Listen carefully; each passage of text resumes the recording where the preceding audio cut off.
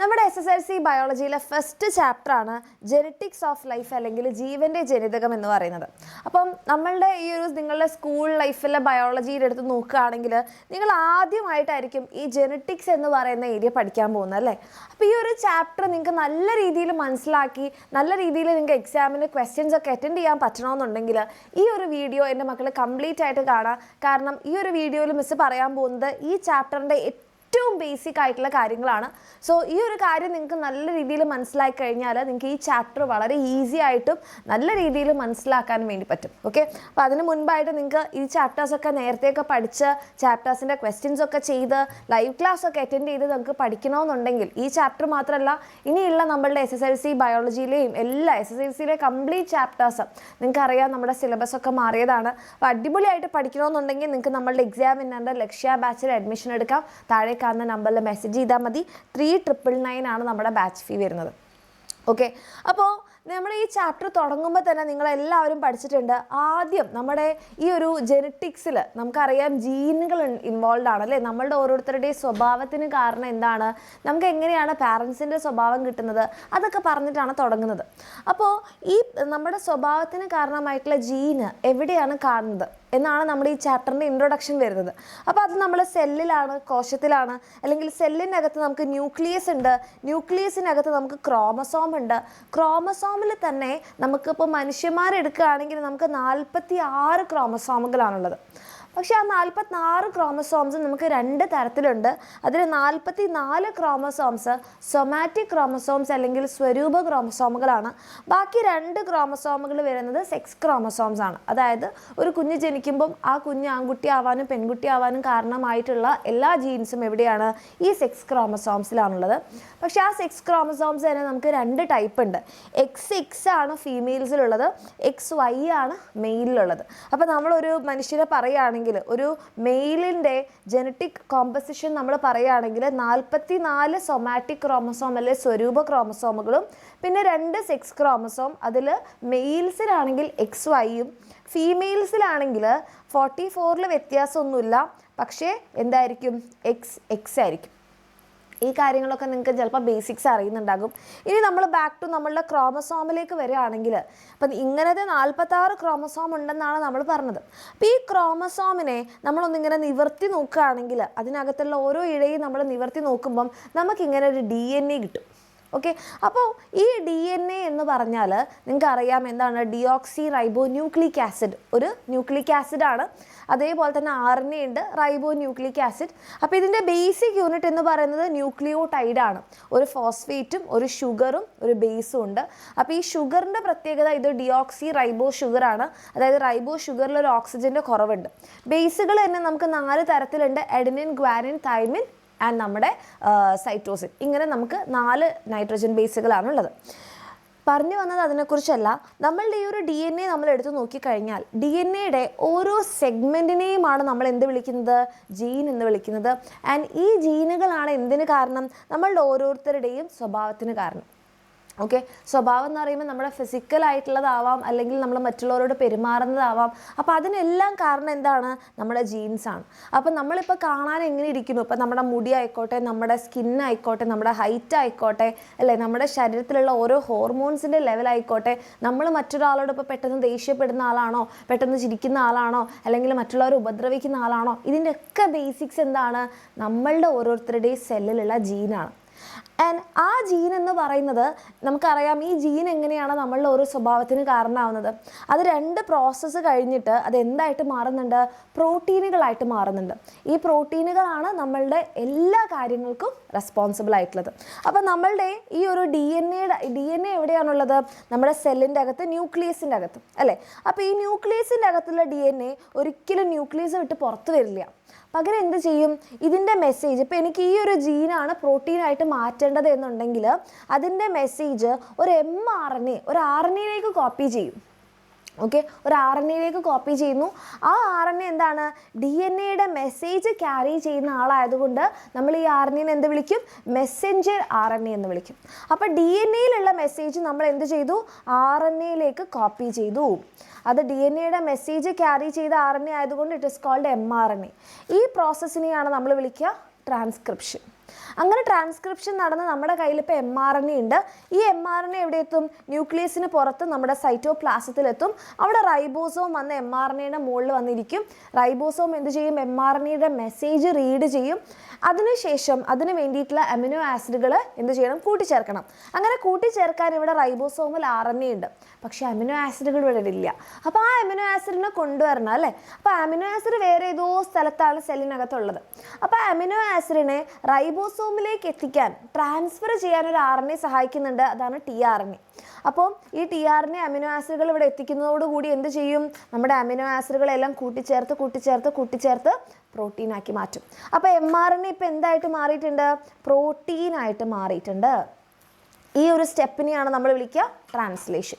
അങ്ങനെ ഈ 2 സ്റ്റെപ്പ് കഴിഞ്ഞപ്പം നമ്മുടെ DNA എന്താണോ, നമ്മുടെ ജീനിൽ എന്താണോ ഉള്ളത്, അതെന്തായിട്ട് മാറി? പ്രോട്ടീനായിട്ട് എക്സ്പ്രസ് ചെയ്തു. ഈ പ്രോട്ടീനാണ് പിന്നെ നമ്മളെ സ്വഭാവങ്ങളൊക്കെ നിയന്ത്രിക്കുന്നത്. ഓക്കെ, അപ്പം നമ്മളിപ്പോൾ പറഞ്ഞു നമുക്ക് നമ്മുടെ പാരൻസിൻ്റെ സ്വഭാവങ്ങൾ കിട്ടാറുണ്ട്, പാരൻസിൽ നിന്ന് ഡിഫറെൻ്റ് ആയിട്ടുള്ള സ്വഭാവങ്ങൾ കിട്ടാറുണ്ട്. അപ്പോൾ ഇതൊക്കെ നമുക്ക് എങ്ങനെയാണ് മനസ്സിലായത്? അപ്പോൾ ഇതിനെക്കുറിച്ചൊന്നും നമുക്ക് ആദ്യം യാതൊരു ഐഡിയ ഉണ്ടായിരുന്നില്ല. അങ്ങനെ ഇരിക്കുമ്പോഴാണ് ആര് വരുന്നത്? നമ്മളുടെ മെൻഡൽ വരുന്നത്. Okay, Mendel. അപ്പം മെൻഡൽ പണ്ട് കാലത്ത് കുറേ എക്സ്പെരിമെൻറ്റ്സ് നടത്തി. ആ കാലത്ത് മെൻഡൽ പറഞ്ഞ കാര്യങ്ങളൊന്നും ആരും വിശ്വസിച്ചിരുന്നില്ല. പക്ഷേ നമ്മുടെ മെൻഡൽ പീ പ്ലാന്റ്സ് അല്ലെങ്കിൽ പയറ് ചെടിയിൽ നടത്തിയിട്ടുള്ള ഈ പരീക്ഷണങ്ങളാണ് പിന്നീട് നമ്മുടെ ജെനറ്റിക്സിന് ഒരു ബേസിസ് ആയിട്ട് മാറിയത്. അപ്പോൾ അദ്ദേഹം ഒരു പള്ളിയിലൊരു പ്രീസ്റ്റ് ആയിരുന്നു. ഓക്കെ, അപ്പോൾ അദ്ദേഹം എന്താ ചെയ്തതെന്ന് വെച്ചിട്ടുണ്ടെങ്കിൽ അദ്ദേഹത്തിൻ്റെ ഗാർഡനിലുള്ള പീ പ്ലാന്റ്സിൽ അദ്ദേഹം കുറേ ക്യാരക്ടേഴ്സ് എടുത്തു കേട്ടോ. 7 ക്യാരക്ടേഴ്സ് എടുത്തിട്ടുണ്ട്. 7 ക്യാരക്ടേഴ്സ് എന്ന് പറയുമ്പം ഒരു സമയത്ത് അദ്ദേഹം ഹൈറ്റ് എടുത്തു, മറ്റൊരു സമയത്ത് അദ്ദേഹം സീഡിൻ്റെ ഷേപ്പ് എടുത്തു, മറ്റൊരു സമയത്ത് അദ്ദേഹം സീഡിൻ്റെ കളർ എടുത്തു, ഫ്ലവറിൻ്റെ കളർ എടുത്തു, ഫ്ലവറിൻ്റെ പൊസിഷൻ എടുത്തു. അങ്ങനെ കുറേ ക്യാരക്ടേഴ്സ് എടുത്തിട്ട് അദ്ദേഹം എക്സ്പെരിമെൻ്റ് ചെയ്യാൻ തുടങ്ങി. ഹൈബ്രിഡൈസേഷൻ എക്സ്പെരിമെൻറ്റ്, അതായത് നിങ്ങൾ പോളിനേഷനൊക്കെ പഠിച്ചിട്ടുണ്ടാവില്ലേ? അതേപോലെ ഒരു പ്ലാന്റിൻ്റെ പോളൻ ഗ്രെയിൻ എടുത്ത് മറ്റൊരു പ്ലാന്റിൻ്റെ സ്റ്റിഗ്മയിലേക്ക് നമ്മൾ ട്രാൻസ്ഫർ ചെയ്യുന്നതിനെയാണ് നമ്മൾ പോളിനേഷൻ എന്ന് പറയുക. അത് നമ്മൾ ചെയ്യുമ്പം അത് ആർട്ടിഫിഷ്യൽ ഹൈബ്രിഡൈസേഷൻ ആണ്. അപ്പോൾ അദ്ദേഹം ആദ്യം ഒരു ടോൾ പ്ലാന്റിനെ എടുത്തു, ഒരു ഡ്വാഫ് ഉയരം കുറഞ്ഞ ചെടീനെ എടുത്തു. അവർ രണ്ടുപേരെയും നമ്മൾ പോളിനേഷൻ, ആർട്ടിഫിഷ്യൽ ഹൈബ്രിഡൈസേഷൻ ചെയ്തു, വർഗ്ഗസങ്കരണം നടത്തി. അപ്പോൾ അദ്ദേഹത്തിന് കിട്ടിയത് എന്തായിരുന്നു? ടോൾ പ്ലാന്റ് ആണ് കിട്ടിയത്. അപ്പോൾ മെൻഡൽ വിചാരിച്ചു അപ്പോൾ ഈ ഡ്വാഫ് എവിടെ പോയി? അപ്പോൾ എന്ന് വിചാരിച്ചു എന്നാൽ അടുത്ത ക്യാരക്ടർ എടുക്കാം. അദ്ദേഹം ഷേപ്പ് ഓഫ് സീഡ് എടുത്തു, റൗണ്ട് സീഡും എടുത്തു, റിങ്കിൾഡ് സീഡ്, ചുളുങ്ങിയ സീഡും എടുത്തു. എന്നിട്ട് ഹൈബ്രിഡൈസേഷൻ നടത്തി. അപ്പോൾ കിട്ടിയതെല്ലാം റൗണ്ട് സീഡാണ്. അപ്പോൾ അദ്ദേഹം വിചാരിച്ചു അപ്പോൾ റിങ്കിൾഡ് സീഡ് എവിടെ പോയി? അങ്ങനെ അദ്ദേഹം ഫ്ലവറിൻ്റെ കളർ എടുത്തു, അതുപോലെ തന്നെ ഫ്ലവറിൻ്റെ പൊസിഷൻ എടുത്തു. പിന്നെ നമ്മളുടെ ഈ വിത്തുകളുള്ള പോഡുണ്ട്, അതായത് ഇപ്പോൾ പയറ് ചെടിയാണെങ്കിൽ ഇങ്ങനെ ഒരു പോഡിൻ്റെ അകത്താണ് ഈ വിത്ത് ഉണ്ടാവുക. അപ്പോൾ ഈ പോഡിൻ്റെ ഷേപ്പ് എടുത്തു, പോഡിൻ്റെ കളർ എടുത്തു. അങ്ങനെയൊക്കെ എക്സ്പെരിമെൻ്റ് നടത്തി. ഓരോ ക്യാരക്ടേഴ്സായിട്ട് ഇങ്ങനെ സെപ്പറേറ്റ് ആയിട്ട് എടുത്ത് അദ്ദേഹം എക്സ്പെരിമെൻ്റ് നടത്തിയപ്പം അങ്ങനെ ഉണ്ടാവുന്ന കുട്ടികളിൽ, അതായത് അങ്ങനെ ഉണ്ടാവുന്ന ജനറേഷനിൽ ഒരു ക്യാരക്ടർ മാത്രം എക്സ്പ്രസ്ഡ് ആവുന്നു. അപ്പോൾ മെൻഡലിന് മനസ്സിലായില്ല ഇത് എന്താണ് അങ്ങനെ അല്ലേ? അപ്പോൾ അദ്ദേഹം ഇങ്ങനെ സിമ്പിൾസ് വെച്ച് റെപ്രസെൻറ്റ് ചെയ്ത് നോക്കാൻ തുടങ്ങി. അതായത് ഇപ്പോൾ ടോളാണ് എടുത്തതെന്നുണ്ടെങ്കിൽ ഇതാ അവർക്ക് 2 പേർക്ക് ടി എന്ന് പറയുന്ന സിമ്പിൾസ് കൊടുത്തു. ഡ്വാഫ് ആണെങ്കിൽ അദ്ദേഹം എന്ത് കൊടുത്തു? സ്മോൾ ടി കൊടുത്തു. അപ്പോൾ നിങ്ങൾക്കൊരു സംശയം ഉണ്ടാവും, എന്താണ് മിസ് ഇത് ക്യാപിറ്റൽ കൊടുത്തത്, ഇത് സ്മോൾ കൊടുത്തത്? അങ്ങനെ കൊടുക്കാനുള്ള കാരണം 1ാം തലമുറയിൽ എന്താണ് എക്സ്പ്രസ് ആയത്? ടോളാണ്. അപ്പോൾ ടോളാണ് എക്സ്പ്രസ് ആയതുകൊണ്ട് അവർക്ക് ക്യാപിറ്റൽ കൊടുത്തു.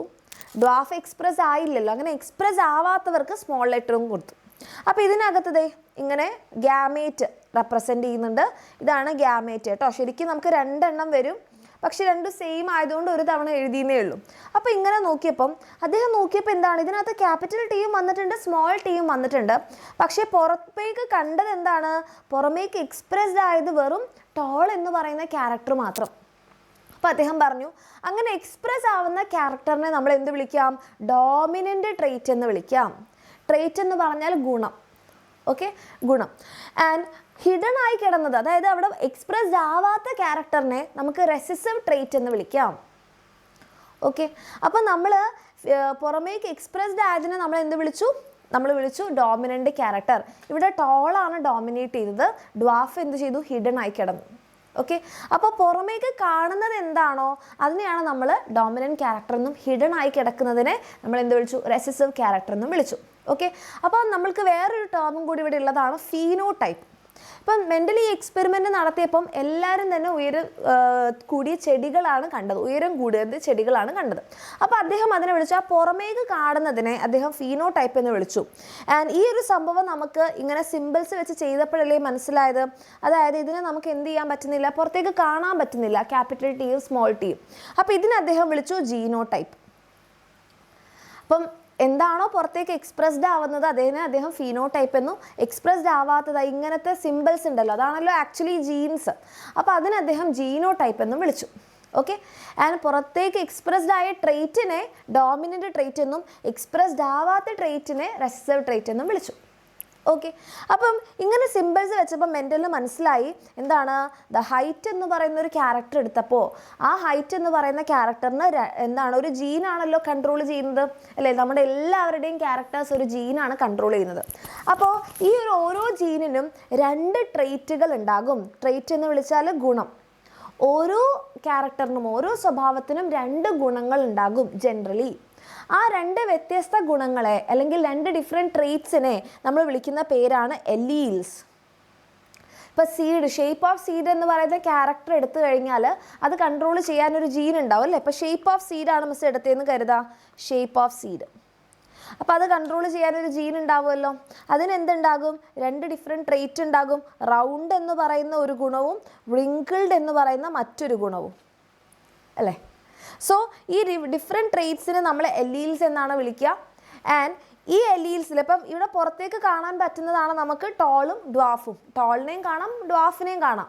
1ാം തലമുറയിൽ ഏതെങ്കിലും ഒന്ന് മാത്രമേ കാണുള്ളൂ എന്നേ ഉള്ളൂ അല്ലേ. അപ്പോൾ പുറത്തേക്ക് കാണുന്നതിനെ നമ്മൾ ഫീനോടൈപ്പ് എന്ന് വിളിച്ചു. ഒന്നുകിൽ ഉയരം കൂടിയത് കാണാം അല്ലെങ്കിൽ ഉയരം കുറഞ്ഞത് കാണാം. പുറത്തേക്ക് കാണാത്ത ഈ ജെനറ്റിക് മെറ്റീരിയലിനെ നമ്മൾ എന്ത് വിളിച്ചു, ജീനോടൈപ്പ് എന്ന് വിളിച്ചു. റെഡി. അപ്പം മെൻ്റൽ എന്താ പറഞ്ഞത്, ഇങ്ങനെ ഒരു ജീനിന് 2 എലീൽസ് ഉണ്ടാകാം. അപ്പോൾ ഒന്നുകിൽ ഈ എലീൽസ് രണ്ടും ക്യാപിറ്റൽ ടി ആവാം, അല്ലെങ്കിൽ ക്യാപിറ്റൽ ടി സ്മോൾ ടി ആവാം, അല്ലെങ്കിൽ സ്മോൾ ടി ആവാം. എന്ത് വന്നാലും 2 എലീലുകൾ എന്തിനുണ്ടാകും, ഓരോ ജീനിനും ഉണ്ടാവും എന്ന് മെൻ്റൽ പറഞ്ഞു. അപ്പോഴും മെൻ്റലിന് സംശയം തീർന്നിട്ടില്ല. അതായത് എന്തുകൊണ്ടാണ് ഇവിടെ ഒരു ടോൾ മാത്രം എക്സ്പ്രസ്ഡ് ആയത്, അല്ലെങ്കിൽ നമ്മൾ ഇവിടെ നോക്കിയപ്പോൾ റൗണ്ട് സീഡ് മാത്രം എക്സ്പ്രസ്ഡ് ആയത്. 1ാം ജനറേഷനിൽ എന്താണ് ഒരു ക്യാരക്ടർ മാത്രം പുറത്തേക്ക് വരാൻ കാരണം, മെൻ്റലിന് അത് മനസ്സിലായേ ഇല്ല. അപ്പം ഈ ഒരു ഡ്വാഫ് എവിടെ പോയി, റിങ്കിൾഡ് സീഡ് എവിടെ പോയി, മെൻ്റലിന് ഡൗട്ടായി. അപ്പം മെൻ്റൽ എന്താ ചെയ്തതെന്ന് വെച്ചാൽ, ഇതാണ് നമ്മളുടെ ഫസ്റ്റ് ക്രോസ് അല്ലേ. ടോൾ പ്ലാന്റിനെ എടുത്തു, ഡ്വാഫ് പ്ലാന്റിനെ എടുത്തു. ഓക്കെ. അപ്പം എന്താ പറഞ്ഞത്, ഇതിൻ്റെ ജീനിന് 2 എലീലുകൾ ഉണ്ടാവും. ഇതാണ് ആ 2 എലീലുകൾ. ഇപ്പോൾ 2 സെയിം ആയതുകൊണ്ട് നമ്മൾ ഗ്യാമേറ്റ്സിന് ഒരു തവണ മാത്രമേ റെപ്രസെൻ്റ് ചെയ്തുള്ളൂ. ഓക്കെ. അപ്പോൾ ക്രോസ് നടത്തിയപ്പോൾ നമ്മൾ പുറത്തേക്ക് കണ്ടത് എന്താണ്, ടോളാണ് കണ്ടത്. അപ്പോൾ പുറത്തേക്ക് കണ്ടതിനെ നമ്മൾ ഡോമിനൻ്റ് ട്രെയ്റ്റ് എന്നാണ് വിളിക്കുക, ഡോമിനൻ്റ് ട്രെയ്റ്റ്. അപ്പോൾ 1ാം തലമുറയുടെ ഫീനോടൈപ്പ് എന്താണെന്ന് ചോദിച്ചു കഴിഞ്ഞാൽ നമ്മൾ എന്താ പറയുക, ഫീനോടൈപ്പ് എന്താണെന്ന് ചോദിച്ചു കഴിഞ്ഞാൽ നമ്മൾ പറയും അത് ടോൾ പ്ലാന്റ്സ് ആണ്. അപ്പോൾ അതിൻ്റെ ജീനോടൈപ്പ് എന്താണെന്ന് ചോദിച്ചാൽ നമ്മൾ എന്താ പറയുക, ജീനോടൈപ്പ് ചോദിച്ചാൽ നമ്മൾ പറയും അതിങ്ങനെ ക്യാപിറ്റൽ ടി സ്മോൾ ടി ആണ് വന്നത്. ഓക്കെ. അപ്പോൾ മെൻ്റൽ എന്ത് ചെയ്തു, ഓക്കെ അപ്പോൾ എനിക്കിനി എന്തായാലും എന്ത് കിട്ടണം, ഈ 1ാം തലമുറയിൽ ഇത് ഡ്വാഫ് ഇവിടെ ഉണ്ട്, പക്ഷെ അത് എന്തുകൊണ്ടാണ് പുറത്തേക്ക് കാണാത്തത്. അപ്പോൾ മെൻ്റലിന് മനസ്സിലായി, ഇങ്ങനെ ക്യാപിറ്റൽ ടി വന്നു കഴിഞ്ഞാൽ എന്താണ്, 2 സെയിം ആണല്ലോ, ടോളിനെയാണ് കാണിക്കുന്നത്, ടോൾ ആയിരിക്കും അതിൻ്റെ ഫീനോടൈപ്പ്. ഇങ്ങനെ സ്മോൾ ടി വന്നു കഴിഞ്ഞാൽ 2ഉം ഡ്വാഫ് ആണല്ലോ, അപ്പോൾ ഡ്വാഫ് ആയിരിക്കും അതിൻ്റെ ഫീനോടൈപ്പ്. ഓക്കെ. ഇതാണ് ജീനോടൈപ്പ്, ഇതാണ് ഫീനോടൈപ്പ്. കണ്ടോ, ഇതാണ് ഫീനോടൈപ്പ്, ഇതാണ് ജീനോടൈപ്പ്. ഓക്കെ. അപ്പം മെൻ്റലിന് സംശയം, അപ്പോൾ ഇവർ 2 പേരും കൂടി വന്നപ്പോഴോ, അപ്പോഴാണ് മെൻ്റലിന് ഈ എക്സ്പെരിമെൻ്റ് മനസ്സിലായത്. 2 പേരും കൂടി വന്നപ്പോൾ ഫീനോടൈപ്പ് എന്താണ്, ടോളായിട്ടാണ് കണ്ടത്. അതായത് 2 വ്യത്യസ്ത എലീലുകൾ വരുമ്പോൾ ഏതെങ്കിലും ഒരു എലീല് മാത്രമേ എക്സ്പ്രസ്ഡ് ആവുള്ളൂ, മറ്റേ അലീല് ഹിഡൻ ആയി കിടക്കും. അപ്പം ഇതിനെ അദ്ദേഹം ഒരു ലോ ആക്കി, അതാണ് ലോ ഓഫ് ഡോമിനൻസ്. 2 വ്യത്യസ്ത അലീലുകൾ വരുമ്പോൾ ഒന്ന് എന്ത് ചെയ്യും, എക്സ്പ്രസ് ചെയ്യും. അതിനെ നമ്മൾ ലോ ഓഫ് ഡോമിനൻസ് എന്ന് അദ്ദേഹം വിളിച്ചു. പക്ഷെ എന്നിട്ട് ഒരു സമാധാനം കിട്ടുന്നില്ല. അപ്പോൾ ഇത് എന്താണ് എക്സ്പ്രസ് ചെയ്യാത്തത് എന്ന് അദ്ദേഹത്തിന് അറിയണം. അപ്പോൾ അദ്ദേഹം എന്ത് ചെയ്തു എന്ന് വെച്ചാൽ, ഈ 1ാം തലമുറയിൽ കിട്ടിയ ഈ ഒരു ആൾക്കാരെ സെൽഫ് പോളിനേഷൻ ചെയ്തു. അപ്പോൾ ഇവിടെ 2 വ്യത്യസ്ത അലീലുകളുണ്ടല്ലോ. അപ്പോൾ നമ്മൾ 2 തവണ റെപ്രസെൻ്റ് ചെയ്യണം. 2 പേരെയും വേറെ വേറെ ആക്കി റെപ്രസെൻ്റ് ചെയ്യണം. ഇവിടെയും വ്യത്യസ്ത അലീലുകളുണ്ട്. അപ്പോൾ നമ്മളിവരെ വേറെ വേറെ ആയിട്ട് റെപ്രസെൻ്റ് ചെയ്തു. ഈ വേറെ വേറെ ആയിട്ട് റെപ്രസെൻ്റ് ചെയ്യുന്നത് അവരുടെ ഗ്യാമേറ്റ്സ് ആണ് കേട്ടോ, ലിംഗകോശങ്ങളാണ്. ഓക്കെ, അപ്പോൾ മെൻ്റൽ നോക്കുകയാണ് ഇനി എന്തൊക്കെ പോസിബിലിറ്റീസ് വരാം. അപ്പോൾ ഇങ്ങനെ നോക്കിയപ്പം ഇവിടെ ടോളും അല്ലേ, ക്യാപിറ്റൽ ടിയും വരും. ഇനി ഇതും വരാം, ക്യാപിറ്റൽ ടി സ്മോൾ ടി വരാം. ഇതും വരാം, ക്യാപിറ്റൽ ടി സ്മോൾ ടി വരാം. ഇനി ഇതും വരാം, സ്മോൾ ടി. അപ്പോൾ നമുക്കറിയാം ഇങ്ങനെ വന്നാൽ എന്തായാലും ടോളാണ്, ഇങ്ങനെ വന്നാൽ എന്തായാലും ഡ്വാഫാണ്. ഇങ്ങനെ വരുമ്പോഴോ 2 വ്യത്യസ്ത അലീലുകൾ വരുമ്പോൾ ഒന്ന് എക്സ്പ്രസ് ചെയ്യും, മറ്റേത് ഹിഡൻ ആയി കിടക്കും. ഇതിനെ നമ്മൾ വിളിക്കും ടോളാണ്. അപ്പോൾ 2 ടോള്, 1 ഡ്വാഫ്. അപ്പോൾ ടോട്ടലി നമുക്ക് 3 ടോളും 1 ഡ്വാഫും കിട്ടി. എന്നാലും മെൻ്റലിന് സമാധാനമായി, ഇത് എക്സ്പ്രസ്ഡ് ആയല്ലോ. അപ്പം മെൻ്റൽ വിചാരിച്ചു അത് എന്താണ് അതിന് കാരണം.